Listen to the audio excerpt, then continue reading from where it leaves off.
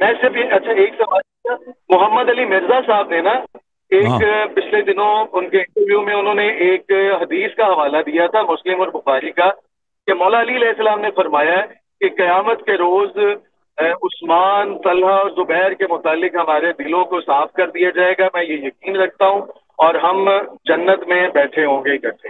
مجھے اس کے متعلق تھوڑی سی یہ ان کے کتب میں ہے نا، ان کے کتب میں، ہمارے کتب میں تو نہیں ہے نا۔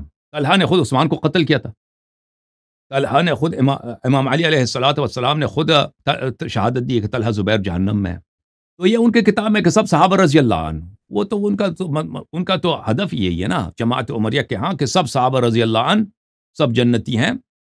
تو یہ تو ان کے اپنے مسلک کے مطابق وہ حدیث ہمارے ہاں ساقط ہیں، ان کا کوئی اعتبار نہیں ہمارے ہاں۔ اور قبلہ صفین والے بھی سارے مسلمان ہیں؟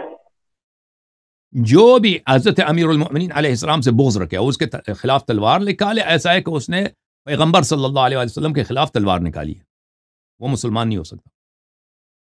چلے ٹھیک ہو گیا، بہت شکریہ۔ تھینک یو سر، اللہ آپ کو جزائے خیر دے، بہت مہربانی، تھینک یو سر۔